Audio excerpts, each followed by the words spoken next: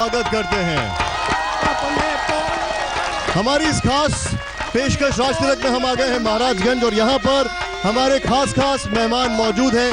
हमारे यहाँ पर खास मेहमान मौजूद है। ये जो आप अभी सुन रहे थे ये लोक संगीत था, लेकिन हम आपको बता दें कि आज इस महाराजगंज में जो हम मौजूद हैं यहाँ पर हमारे जो दर्शक मौजूद हैं उनके सामने हमारे खास मेहमान। सबसे पहले आपको आप मिलवाते हैं हमारे खास मेहमानों से। सबसे पहले शुरू करते हैं बीएसपी के नेता, इस तरफ से शुरू करते हैं। हमारे साथ रोशन मदेशिया जी हैं, स्वागत है आपका। हमारे साथ बीजेपी के कृष्ण गोपाल जायसवाल जी हैं, आपका भी स्वागत है। हमारे साथ सपा के सुधीश टिपड़ेवाल जी हैं, आपका भी स्वागत है। जो कांग्रेस के नेता हैं उनका हमें इंतजार है। लेकिन हां, आज एक चीज बताना चाहेंगे। जब आज हम महाराजगंज की सड़कों पर गए तो एक चीज का एहसास हुआ, और वो एहसास था कि शरीर में कितनी हड्डियां हैं। क्यों? सड़कों का हाल बड़ा बुरा था। एक और चीज, जब हम जिला अस्पताल गए तो एहसास हुआ कि भैया गोरखपुर बड़ा दूर है। लेकिन हां, हमने ढूंढ निकाला वो पत्थर जिसको देख देख के लोग यहां के बड़े खुश हो रहे हैं। वो पत्थर लगाया है रेलवे ने कि शुरू होगी रेलवे की लाइन यहां पर बहुत जल्दी। आइए देखते हैं महाराजगंज की सड़कों से मेरी एक ग्राउंड रिपोर्ट।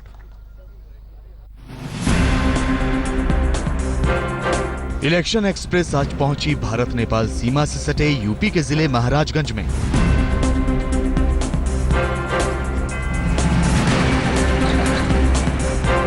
महाराजगंज यूपी का नया जिला है।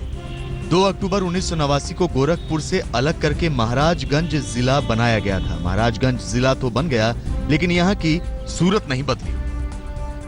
ये पत्थर है, रेलवे लाइन यहां से गुजरेगी उसके सर्वे का पत्थर।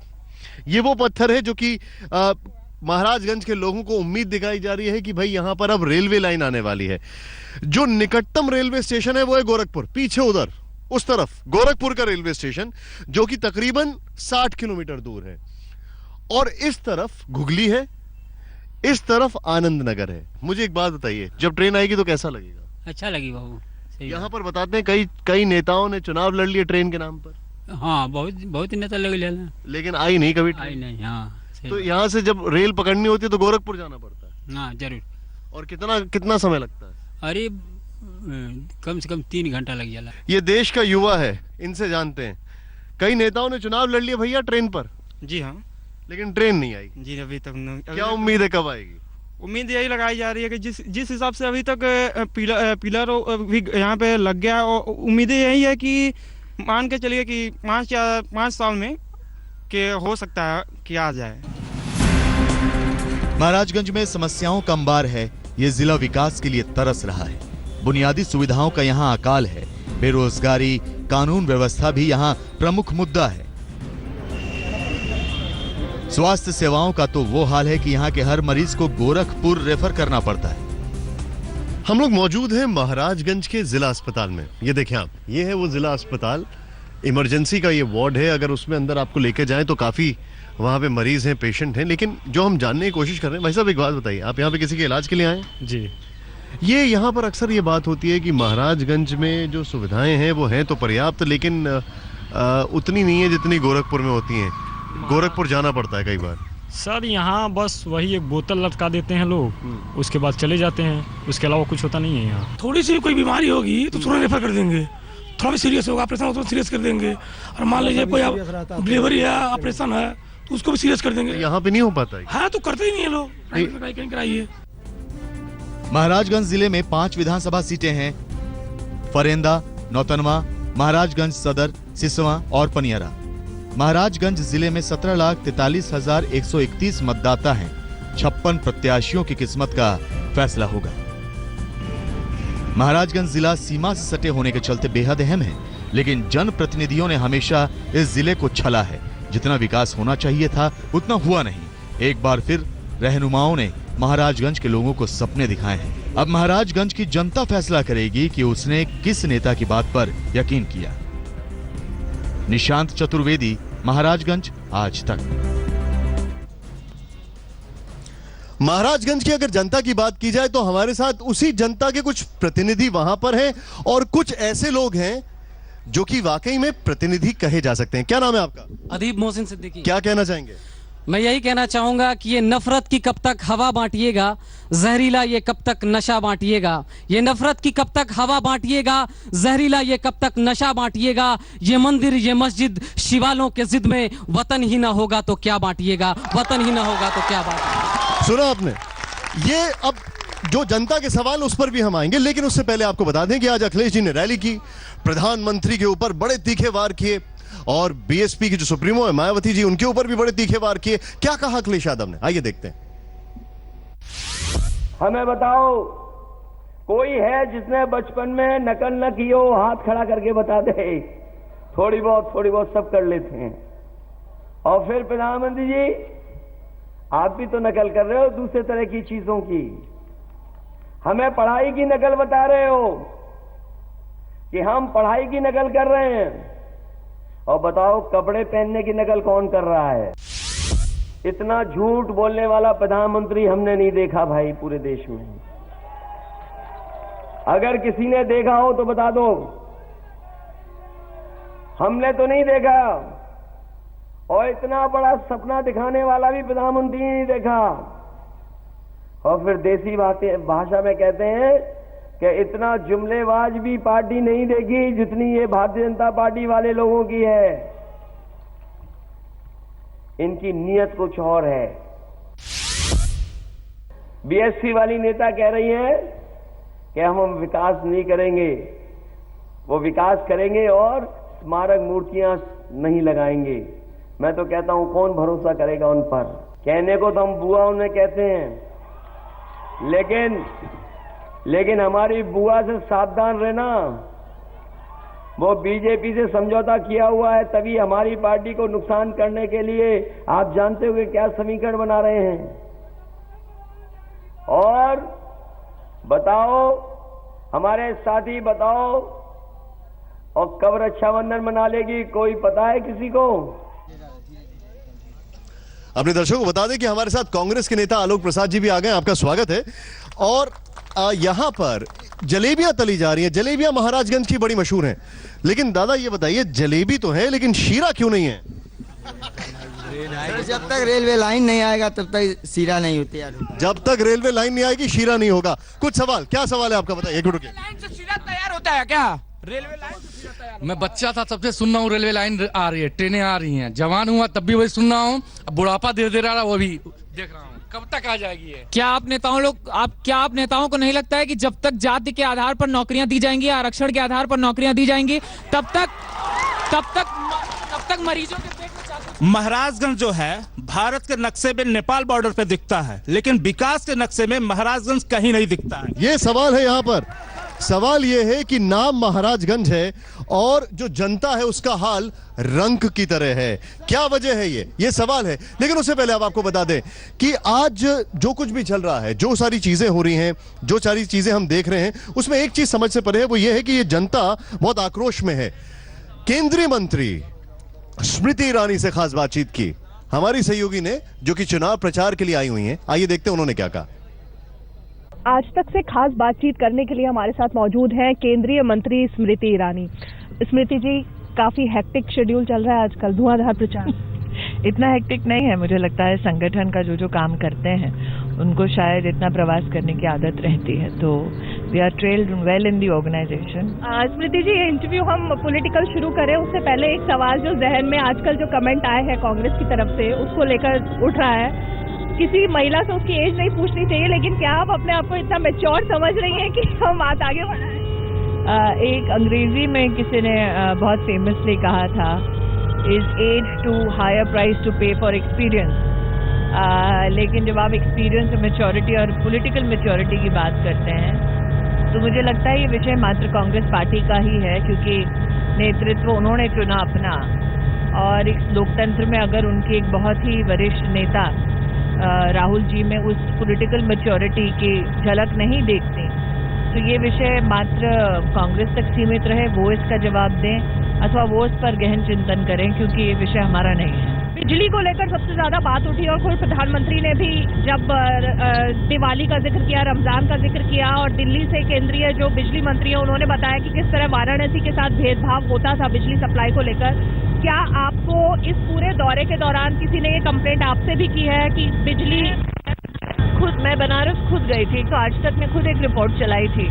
सरकारें छोड़ दीजिए, आज तक ने अपने आप इन्वेस्टिगेट करके बतलाया कि किस प्रकार से प्रधानमंत्री जी जो कह रहे हैं वो सत्य है। मैं बनारस खुद गई और बनारस में मैंने पूछा लोगों से कि क्या आपको 24 घंटे बिजली मिलती है, क्योंकि अखिलेश जी तो गंगा मैया की सौगंध खाने के लिए कह रहे थे। तो गंगा के तट पे बनारस के अपने लोग वो कह रहे थे कि नहीं, आप स्वयं आकर देख लीजिए। बात तो कहीं ना कहीं धर्म से जुड़े हुए मुद्दों पर क्यों आ जाती है, राम मंदिर पे क्यों आ जाती है, या बीच बीच में इस तरह के फिलर्स देने की कोशिश क्यों? मुझे लगता है आप डेमोक्रेसी में ये नहीं कह सकते कि आप मात्र उतना बोल सकते हैं जितना कुछ लोगों को पसंद है। राहुल गांधी ने कहा कि आरएसएस तो सबसे ज्यादा हिंदू विरोधी संगठन है, क्योंकि उन्होंने गीता पढ़ी है और बाकी ग्रंथ पढ़े हैं और सब में लिखा है कि नफरत फैलाने वाला जो भी संगठन है वो हिंदू विरोधी। मुझे लगता है कि राहुल जी बार बार आरएसएस का इसलिए नाम लेते हैं ताकि कोई ना कोई तो रिएक्शन हो, ताकि फिर वो अपने आप को विक्टिम के रूप में प्रोजेक्ट कर सकें। लेकिन अब देश की जनता भी समझ गई है ये ढकोसला। तो चूंकि वो चाहते हैं कि हम कोई कटाक्ष करें या कोई प्रहार करें, वो समझ नहीं रहे कि अब ये उनका जो फॉर्मूला है काफी पुराना हो चुका है। यहां पर हम मौजूद हैं इस जनता के साथ, इनके कई सवाल हैं, कई सारी चीजें ये जानना चाहते हैं। क्या सवाल है आपका, किससे? सर मेरा भाजपा और सपा दोनों से कंबाइन सवाल है, बस 1 मिनट का टाइम। मुझे पूछना यह है कि पिछले 4 सालों में न जाने कितनी वैकेंसीज आई, लेकिन सारी वैकेंसीज कोर्ट का दरवाजा खटखटा चुकी हैं। मैं ऐसे नौजवानों को जानता हूं, एक मिनट, मैं ऐसे नौजवानों को जानता हूं जो रिटर्न में 80% करके, 1 मिनट सर, 1 मिनट बस। ओके, आपका सवाल। हमारा सर यह है कि आज तक ये लोग जाति आधार पर आरक्षण चाहिए कि आर्थिक आधार पर आरक्षण चाहिए, ये सपा के और बसपा के लोग नहीं बोल पाते। ठीक है, 1 मिनट, आपका सवाल बताइए। मेरा नकल पे, ये सपा की सरकार जब से आई है तब से नकल करा के भविष्य बच्चों का बर्बाद कर दे रही है। ऐसा मेरा सपा और कांग्रेस के नुमाइंदे यहाँ हैं, ये कहते हैं कि हमारा प्रदेश में गठबंधन है, लेकिन अमेठी में दोनों एक दूसरे के खिलाफ लड़ रहे हैं। क्या यहां पर कई सवाल पूछे जा रहे हैं और इन सवालों के जवाब हम तलाशने की कोशिश करेंगे, लेकिन उससे पहले आज बीजेपी के अध्यक्ष अमित शाह वो रैली करते हैं और बड़े तीखे प्रहार करते हैं। क्या कहा उन्होंने, आइए देखते हैं। 1 साल का 1 लाख करोड़, 2.5 साल का कितना होता है? आपके गांव में कुछ आया है क्या? आया है? कहां गया? ये चाचा भतीजा चाऊ कर गए भैया, चाचा भतीजा चाऊ कर गए। ये भ्रष्टाचार करने वाले सभी पर जांच भी करेगी और सलाखों के पीछे भी डालने का काम भारतीय जनता पार्टी की सरकार है। मित्रों, शीला दीक्षित जी ने कल स्वयं कह दिया कि राहुल गांधी अभी परिपक्व नहीं हुए। कांग्रेस पार्टी की उत्तर प्रदेश की मुख्यमंत्री पद की जो दावेदार थी, उन्होंने कहा कि राहुल गांधी अभी परिपक्व नहीं हुए हैं, थोड़ा समय लगेगा। तो मैं तो सोनिया जी को पूछना चाहता हूं कि भैया राहुल गांधी अभी परिपक्व नहीं हुए हैं, तो मेरे उत्तर प्रदेश पे क्यों ठोप रहे हैं उनको? अभी थोड़ी देर के बाद भेजो। तो चुनावी माहौल है और बड़े तीखे सवाल जवाब चल रहे हैं यहां पर और बड़े तीखे प्रहार चल रहे हैं नेताओं की तरफ से। कुछ सवाल जनता के भी हैं। क्या सवाल है आपका? सर मेरा यह सवाल है कि मैं कहना चाहता हूं कि यहाँ के जो अफसर्स हैं गलत को सही और सही को गलत बनाना चाहते हैं, रिश्वत लेकर जनता को परेशान करते हैं, भोले वाले लोगों को जब जनता परेशान होती है। आप कुछ सवाल पूछे तो बताइए। मेरा सवाल भाजपा से है। भाजपा ने 2004 में पुरानी पेंशन बंद कर दी। मोदी जी 2014 में आए तो पुराने भाजपा के नेताओं को उन्होंने दरकिनार कर दिया। फिर 2016 में उन्होंने पुराने नोट बंद कर दिए। अब क्या करेंगे वो? अच्छा, ये नोटबंदी की बात है। एक चीज हम बताना चाहेंगे, ये जो जलेबी जो मना रहे हैं भाई साहब, ये यहाँ पर सबसे पहले नोटबंदी के बाद पेटीएम महाराजगंज में आपने शुरू किया था। जी सर, हमने शुरू किया था। अच्छा, इन्होंने पेटीएम शुरू किया था सबसे पहले महाराजगंज में। लेकिन अगर बात इन्होंने प्रधानमंत्री की है तो एक चीज हम बता दें, आज प्रधानमंत्री मणिपुर में थे, उन्होंने कांग्रेस के ऊपर हमला किया। उन्होंने कहा कि अगर कांग्रेस को इतने साल दिए तो कुछ साल हमें भी देने बनते हैं। क्या कहा प्रधानमंत्री ने, आइए देखते हैं। देश में शायद किसी मुख्यमंत्री के लिए परसेंटेज की बात नहीं होती है। कितने परसेंटेज चलते हैं यहाँ? कितने? 10 कितने? आप सबको मालूम है, फिर भी इसको रहने देते हो। बहुत हो गया। 15 साल तक 10%, कितना चला गया आपका। अब मणिपुर को 0% वाला मुख्यमंत्री चाहिए, 0% वाला मंत्री चाहिए, 0% वाली सरकार चाहिए, तब जाकर के मणिपुर का भला होगा भाइयों बहनों। भारतीय जनता पार्टी को मणिपुर में सेवा करने का अवसर दीजिए।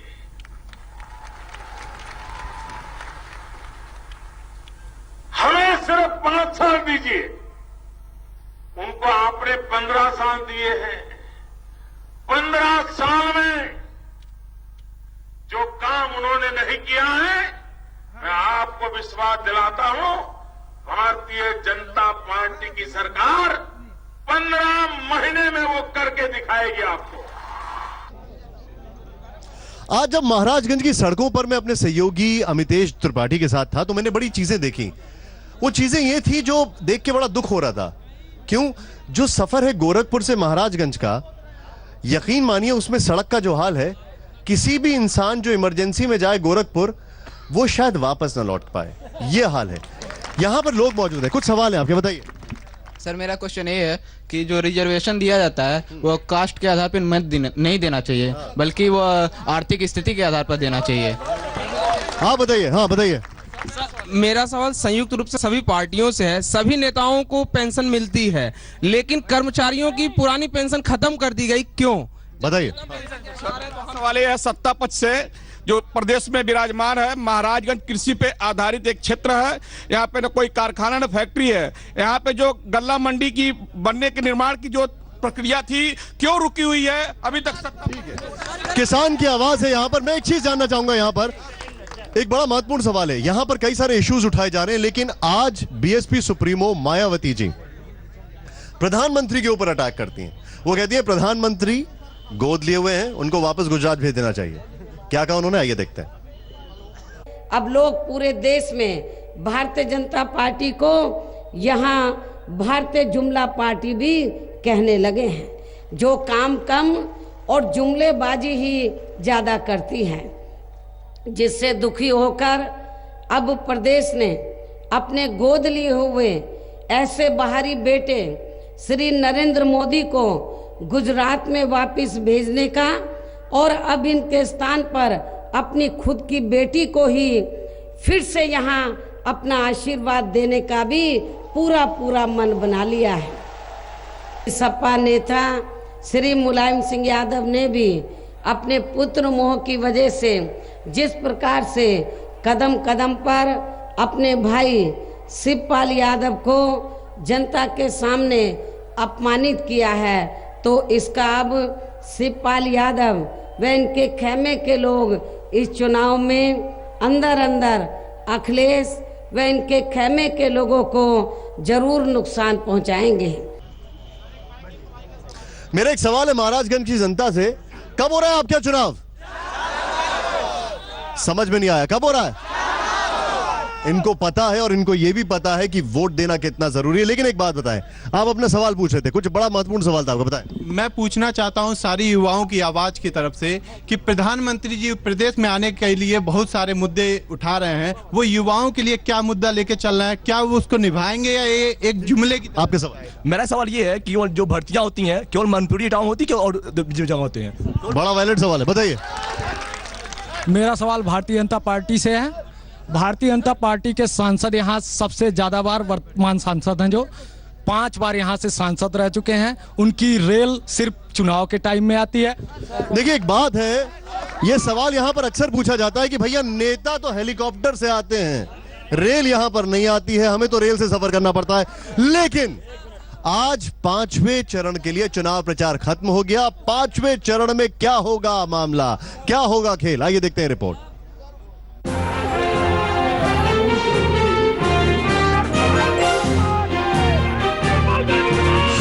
नोटबंदी हो गई, 500,000 बंद हो गए, उत्तर प्रदेश के 5वें चरण के चुनाव के लिए प्रचार थम गया। ना इनके अच्छे काम, ना अच्छी वाणी, ना इनका अच्छा मन। भारतीय जनता पार्टी को यहाँ भारतीय जुमला पार्टी भी कहने लगे हैं। आखिरी दिन सभी पार्टियों के दिग्गजों ने प्रचार में पूरी ताकत झोंक दी। 5वें चरण के लिए सोमवार यानी 27 फरवरी को होगा मतदान। 5वें चरण में कुल 51 सीटों पर मतदान होगा। आलापुर सीट पर समाजवादी पार्टी प्रत्याशी के निधन के चलते यहां का चुनाव टाल दिया गया है। 5वें चरण में कुल 11 जिलों में मतदान होगा। ये जिले हैं बलरामपुर, गोंडा, फैजाबाद, अंबेडकर नगर, बहराइच, श्रावस्ती, सिद्धार्थ नगर, बस्ती, संत कबीर नगर, अमेठी और सुल्तानपुर। 2012 विधानसभा चुनाव में इन इलाकों में समाजवादी पार्टी ने 37 सीटों पर जीत दर्ज की थी। बीजेपी और कांग्रेस को 5-5 सीटें मिली थीं, जबकि बीएसपी को 3 और पीस पार्टी को 2 सीटों पर जीत मिली थी। 5वें चरण के तहत वीआईपी सीट अमेठी में लड़ाई दिलचस्प है। गठबंधन के बावजूद कांग्रेस की अमिता सिंह के सामने समाजवादी पार्टी के गायत्री प्रजापति खड़े हैं, तो वहीं बीजेपी ने संजय सिंह की पहली पत्नी गरिमा सिंह को मैदान में उतारा है। इटवा में माता प्रसाद पांडे, तरबगंज में समाजवादी पार्टी प्रत्याशी विनोद कुमार उर्फ पंडित सिंह की इज्जत दांव पर है। अयोध्या में पहली बार बीएसपी से मुस्लिम प्रत्याशी उतरने के बाद अयोध्या की लड़ाई भी दिलचस्प हो गई है। आज तक ब्यूरो। उत्तर प्रदेश में मुकाबला टक्कर का है। कोई नहीं कह सकता कौन आगे कौन पीछे, दावे कितने भी किए जाए, लेकिन नेता सब जानते हैं कि जो जनता है उसके पास है चाबी। सवाल कुछ पूछ रहे थे आप, बताइए सर। जी, लाइन ऑर्डर का सवाल है मेरा, खासकर समाजवादी पार्टी जो उत्तर प्रदेश में है। एक अधिवक्ता होने के नाते मैं यह कहना चाहता हूं कि जब न्यायपालिका का दरवाजा लोग खटखटाते हैं और वहां अधिवक्ताओं की हत्या हो रही है, बावजूद उसके सर, मेरा सवाल यहाँ के देश के नेताओं से है, क्या उनकी राजनीति के स्तर इतनी नीचे गिर गई है कि हमारे देश किसान जो प्रधानमंत्री होते हैं उनको तुम तड़ाम और राजेंद्र चौधरी जैसा प्रवक्ता उनको आतंकवादी कहता है? सवाल हमें महाराजगंज में हमेशा से किसी फालतू नेता को थोपा जाता है। आज अगर अवसर मिला है तो अच्छे नेता के रूप में हमें जयमंगल कन्नौजिया को चुना। आप प्रचार कर रहे हैं यहाँ पर। एक मिनट, ये प्रचार का माध्यम नहीं है सर। सीधे यहाँ पर पूछते हैं, क्या आप अपने नेताओं से जवाब सुनने के लिए तैयार हैं? सर, क्या आप लोग तैयार हैं?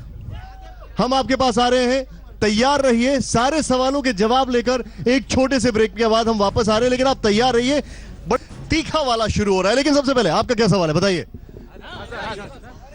89 में कांग्रेस ने इसको जिला बनाया, उसके बाद मुख्यालय के लिए तरसता रहा। बसपा की सरकार आती है और मुख्यालय का निर्माण 10 दिनों में जमीन अधिग्रहण। सवाल क्या है आपका? सवाल यही है कि यहाँ वोट मांगने का अधिकार सिर्फ 2 पार्टी को है। छोड़ दीजिए बाहर।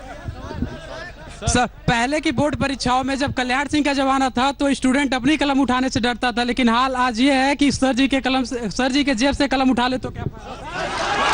यहाँ पर सीधे लॉ एंड ऑर्डर को लेकर सवाल हो रहे हैं, कई सवाल और हो रहे हैं। 1 मिनट सर, बताइए। चिल्लाने से क्या होगा भाई साहब? मैं सबसे पहले पूछना चाहता हूं, एक कोई गरीब आदमी अगर कोई जुर्म करता है इसको तत्काल सजा मिलती है। एक सवाल क्या है? सवाल हमारा यह है, इनके चिकित्सा मंत्री राधेश्याम सिंह जी, उन्होंने गंदी किससे सवाल? यह सवाल यह है प्रमुख अधिकारी को जो महाराष्ट्र के रहने वाले हैं और मीडिया को भी गाली दिया है। बताइए सवाल। प्रधानमंत्री जैसा संवैधानिक पद पर बैठा हुआ व्यक्ति क्या वो मंदिर और मस्जिद की बात करेगा? ये सही है? अगर अब 1 मिनट आप बैठ जाएं। मैं आपसे एक सवाल जानना चाहता हूं। यहाँ पर आप सभी लोग मौजूद हैं। मैं एक बार फिर से जो हमारे मेहमान हैं उनको इंट्रोड्यूस करना चाहता हूं। हमारे साथ सबसे पहले बीएसपी से यहाँ पर मौजूद है रोशन मदेशिया जी, आपका स्वागत है। बीजेपी से हमारे साथ मौजूद है कृष्ण गोपाल जायसवाल जी, आपका स्वागत है। हमारे साथ कांग्रेस से मौजूद है आलोक प्रसाद जी, और सपा से हमारे साथ मौजूद हैं सुशील टिबड़ेवाल जी। सर, आपका भी स्वागत है। मैं आपसे एक चीज जानना चाहूंगा, सबसे पहले आपसे, आपके सांसद है यहाँ पर, सड़कों का इतना बुरा हाल है, अस्पताल वगैरह तो मैं सपा के पास आ ही जाऊंगा पूछने, कब ठीक होगा? रेलवे की आप बात करते हैं, आपके सांसद यहाँ पर रिपीट हुए, पिछली बार भले ही हार गए थे। रेलवे का क्या हाल है यहाँ पर, क्या होगा ये सब बताइए। देखिए, जहां तक लोग रेलवे की बात कर रहे हैं, रेलवे लाइन स्वीकृत हो चुका है, इसका सर्वे भी हो रहा है और मेरे गांव के बगल से ही हो रहा है और ये यथाशीघ्र होने वाला है। सर, इतने साल के बाद जब कांग्रेस सरकार रही 60 साल, तो उसने क्या किया? एक मिनट बताइए, जवाब दीजिए। माइक उठाइए, बताइए। शायद मेरे दोस्त ये नहीं जान रहे। हाँ, क्या बोल रहे हैं? शायद मेरे दोस्त ये नहीं जान रहे कि हमारे सांसद हर्षवर्धन सिंह जी जो यहाँ के थे सांसद, उन्होंने रेलवे लाइन को पास कराया था, ये नहीं जानते शायद। सर आप लोग इधर से उधर पास करते रहिए, जनता फुटबॉल बनी हुई। एक मिनट सर, हो गया। सर आपसे सवाल है, जिला अस्पताल का जो हाल है, माइक चल रहा है सर, आप बोलिए। माइक चल रहा है। जिला अस्पताल का बड़ा बुरा हाल है, लोगों को गोरखपुर जाना पड़ता है, सड़कों का वो हाल है कि आदमी के प्राण सड़कों पे ही निकल जाए। क्या हाल बना रखा है? आपके तो यहाँ से 3 एमएलए बताएं। आपको मालूम होना चाहिए, जिन सड़कों से आप आए हैं, गुजरे हैं, जो बार बार आप जिक्र कर रहे हैं, यह नहीं बताया कि सभी सड़कें बन रही है और 4 लेन बन रही है। सर एक चीज बताइए, एक मिनट। जब चुनाव आते हैं तब सड़कें बनती हैं, चुनाव आते तो सड़कें बनती हैं, चुनाव के साथ सड़कें बनती हैं, चुनाव के साथ सड़कें खराब है, निर्माण हो रही है। सर मैं सड़कों पे गया हूं, जो कि सड़कों का हाल बुरा है, और यहाँ तक कि निर्माण चल रहा है, कोई निर्माण नहीं चल रहा है, 4 लेन नहीं बन रही। मैं अरे एनएच है वो, जवाब दीजिए। नहीं हुआ, वो हो रहा है। आपकी जो पार्टी है, निर्माण में विश्वास करते हैं। आपकी पार्टी का यहाँ पर 1 एमएलए है, पहले भी आप लोग रहे, इतना बुरा हाल क्यों है? बताइए, जवाब दीजिए। अरे भाई जवाब दीजिए, बताइए। अरे शांत रहो। सवाल यह है कि इतना बुरा हाल है इस जगह का, कैसे सुधारेंगे आप लोग, क्या करेंगे? बुरा हाल, बाजी मत करिए। बुरा हाल तो यहाँ पर जो कांग्रेस ने 70 साल में 60 साल राज किया है और आज भारतीय जनता पार्टी राज कर रही है, वो जवाब देगी। हम तो जब जिम्मेदार बनेंगे तब करके दिखा देंगे। अरे पिछली सरकार तो आप ही की थी, आप लोगों ने क्या कर लिया यहाँ पर? हमने यहाँ पर आए, हमने तो हार करके यहाँ पर ITI दिया, पार्टी अरे मैं दिया, पिछली सरकार की बात कर रहा हूँ, जब आपकी सरकार थी, जिला अस्पताल नहीं था, बुरा हाल था यहाँ पर, क्या कर लिया आपने? नहीं था, मुख्यालय हमने दिया है। 1 मिनट, मैं कांग्रेस के नेताजी से पूछना चाहता हूं कि आपके सामने कौन सी आफत आ गई है कि आपने सपा के साथ गठबंधन किया है? मैं सपा के लोगों से पूछना चाहता हूं, टीटी या भर्तियों का 4 से 5 अरब रुपए डकार गए हैं और अभी तक यह नहीं पता चला कि भर्ती कब होगी, क्या होगी, कैसे होगी। सर ये सपा सरकार जब आती है तो कहती है मैं उसकी जांच कराऊंगी, बसपा आती है तो उसकी जांच कराऊंगी। सर ये कुत्ता बिल्ली का खेल कब तक चलता रहेगा? इसको सर मुझे एक चीज बताएं, 1 मिनट रुकिए, आपसे सवाल है, बोलिए। रुक जाइए। सवाल आपसे यह है, पहले तो आपने एक दूसरे के साथ टाई अप किया, जो यहां की सड़कें हैं, महाराजगंज की सड़कें हैं, वहां पे कार तो नहीं, सिर्फ साइकिल ही चल सकती है। एक चीज, 1 मिनट सर, मैं आपको बहुत सारी सड़कें बता देता हूं अभी। दूसरी चीज, किसान के यहां पर सवाल पूछ रहे हैं, गन्ना किसान का बकाया सिर्फ 1 मिल जो नेपाल के पास है 31 करोड़ से ज्यादा है, क्या कर रहे हैं आप लोग? उस पर कार्रवाई हो रही है, कब होगी? और भुगतान हो रहा है, और भुगतान होगा। ये अफवाह फैलाई जा रही है, भुगतान नहीं हो रहा है। बीजेपी प्रोपेगेंडा पार्टी है, क्या प्रोपेगेंडा फैलाती है बीजेपी? 1 मिनट सर, आप बीजेपी पे आरोप मत लगाए, गन्ना किसान की बात करें। सपा सरकार गन्ना किसान के लिए आपने क्या किया? नहरों की सिल्ट सफाई, गन्ना किसान के लिए क्या किया आपने? गन्ना किसान का बकाया क्यों है इतना? बकाया कोई बकाया नहीं है, सब बकाया भुगतान हो रहा है। सपा सरकार से हम यह जानना चाहते हैं सर, क्या स्मार्टफोन देने से बेरोजगारी दूर हो जाएगी? गायत्री प्रजापति पे सपा क्या कर रही है, जब सुप्रीम कोर्ट ने जब आदेश दिया तो जाके FIR दर्ज। मैं सर भारतीय जनता पार्टी और बसपा के लोगों से ये पूछना चाहता हूँ, आज जो सड़कें की बात कर रहे हैं, 478 मरीज मरते थे जब एम्बुलेंस चालू हुआ। बसपा की सरकार में सब कुछ खराब है, कानून व्यवस्था से लेकर। 1 मिनट सर, आपसे सवाल यह है, 1 मिनट रुक जाइए। आप रिजर्वेशन की राजनीति करते हैं, आरक्षण की राजनीति करते हैं। आज आरक्षण की राजनीति के चलते जो देश का होनहार युवा है उसे मौका नहीं मिल पा रहा है, जवाब दे। अरे आपके 4 बेटे हो और एक बेटा विकलांग अगर जो पैदा होगा तो आप विकलांग के लिए काजू ले जाएंगे, किशमिश ले जाएंगे, दवाई ले जाएंगे।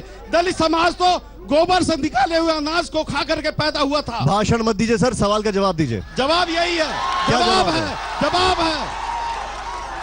एक चीज मुझे बताइए, एक सवाल मैं आपसे पूछ रहा हूं सर, आप सांसद हैं,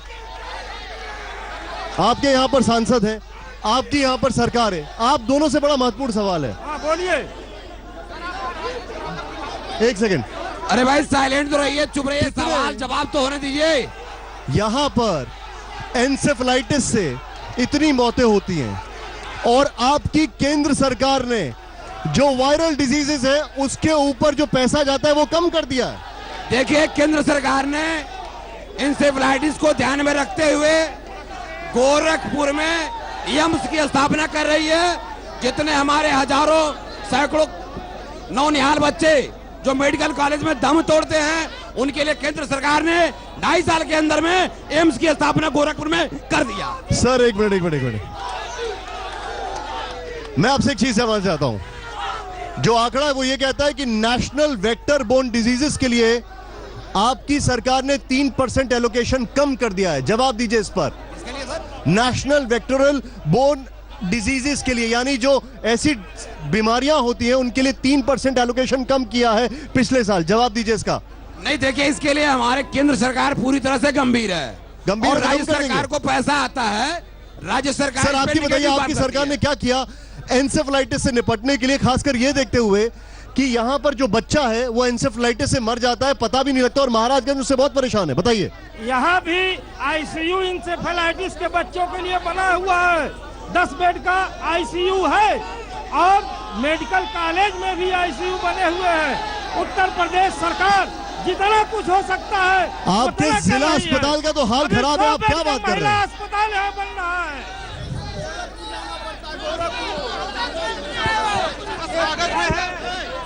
मैं ये प्रदेश सरकार से पूछना चाहता हूँ, अभी भी जो स्थिति है महाराजगंज की, हर थाने पे हर चौकी पे दलाली चलती है और ये पीड़ित होती है। यहाँ पे बस कागज में नाम है और बाकी किसी चीज में नाम नहीं है। आईसीयू तो कुछ है ये नहीं। आप तो हाथ देखिए। जवाब दीजिए सर। पुलिस की बात की जाए तो यहाँ पर दमंगई होती है, ये इनका आरोप है। ऊपर से गायत्री प्रजापति का किसी ने सवाल उठाया था, उस पर मुख्यमंत्री कुछ बोलते नहीं है। आपके ऊपर आरोप है कि आप अभी भी बाहुबलियों के साथ हैं। नहीं, यह आरोप गलत है। उत्तर प्रदेश में राजनीति का अपराधीकरण भारतीय जनता पार्टी ने किया था। और सर आपसे स्पेसिफिक सवाल है, उसका जवाब दीजिए। नाम लेके सवाल पूछा जा रहा है। सारे अपराधियों को हर चीज का जवाब भाजपा नहीं है, आपकी सरकार का काम बताएं। समाजवादी पार्टी राजनीति का अपराधीकरण नहीं करती है। निशांत जी, मेरा सवाल समाजवादी पार्टी के नेताजी से है। विगत दिनों 17 अति पिछड़ी जातियों को इन्होंने अनुसूचित जाति में शामिल किया, जब इन्हें मालूम था बिना सेंट्रल गवर्नमेंट और राज्यसभा के। कई सारे सवाल इन सवालों पर आ रहे हैं। एक छोटे से ब्रेक के बाद आप कहीं मत जाइए, देखते रहिए आज तक। भीड़ देख रहे हैं आप, लोगों का हुजूम देख रहे हैं। ब्रेक के बाद आपका एक बार फिर स्वागत है। पुलिस की आवश्यकता थोड़ी सी पड़ी है यहाँ पर, लेकिन आप बताएं सवाल क्या आपका? सवाल मेरा ये है, 25 साल से सांसद महोदय जी महाराजगंज के सांसद हैं, जिनका सेंटर में गवर्नमेंट है, और यूपी में सपा की सरकार है। 10 साल से यहाँ पे सपा के है। इन लोगों ने महाराजगंज के लिए क्या किया? आपके सवाल। सर मेरा क्वेश्चन ये है कि सभी नेता, सम्मानित नेता हैं, ये हमें बताएं कि महाराजगंज के लिए क्या करना चाहते हैं। एक मिनट। सर मेरा सवाल सभी से है कि गरीब सवर्णों को आरक्षण देने की हिम्मत कौन जुटाएगा? क्या गरीब परिवार में पैदा होना प्राकृतिक अपराध है? सर ये आप दोनों से सवाल है और मैं आपके पास एक एक करके आ रहा हूं। सर सबसे पहले आपसे शुरुआत कर रहा हूं। हमारे पास फेसबुक लाइव हमारा मीडिया पार्टनर, उससे सवाल आया है। रविंद्र पांडे पूछ रहे हैं, महाराजगंज में बेरोजगारी और किसानों की समस्याएं जस की तस हैं, क्या राज्य सरकार के प्रतिनिधि बताएंगे इन मसलों को हल करने के लिए उन्होंने क्या कदम उठाए? एक और रोहित सिंह ने पूछा है, महाराजगंज में स्वास्थ्य सेवाएं खुद बीमार हैं, क्या आम जनता को रोज होती परेशानी का अंदाजा नेताओं को है? जवाब दें अपना, फिर मैं आपके पास आ रहा हूं। हाँ बिल्कुल है, स्वास्थ्य सेवाओं में सुधार हो रहा है। यहाँ अल्ट्रासाउंड फ्री होता है, एक्सरे फ्री होता है और 100 बेड का महिला चिकित्सालय बनकर तैयार है। ठीक है, मुझे बताइए, आपके सांसद है यहाँ पर और हम कई जगह गए, हम पीलीभीत भी गए, वहां पे भी आपकी सांसद हैं। आपके सांसदों ने क्या काम किया यहाँ पर, जरा बता सकते हैं जब इतना लचर हाल है? देखिए, जहाँ तक सांसद की बात है, जवाब तो सुनो भाई। हाँ बताइए बताइए, आपकी आवाज आ रही है। जहाँ तक सांसद की बात, हमारे सांसद ने बहुत कुछ किया इस जनपद के लिए। सरकार जब उनकी नहीं है वो क्या कर पाए? एक सांसद को सिर्फ 5 करोड़ रुपया मिलता है एक साल में। देखिए ऐसा है, महाराजगंज की अगर बात की जाए तो सड़कों का हाल बेहाल है, अस्पताल बहुत ही बुरा हाल है, लेकिन फिर भी नेताओं को वोट का मलाल है। महाराज की जो जनता है महाराजगंज की, वो यही सवाल बार बार पूछती है कि हमारा जो अच्छा समय है वो कब आएगा, कब यहाँ पर अच्छी चीजें होंगी। आज के लिए बस इतना ही, आगे बढ़ते हैं, कल मिलेंगे आपसे गोरखपुर में हमारी आज तक की इस पूरी टीम के साथ, इस जनता के साथ। शुक्रिया।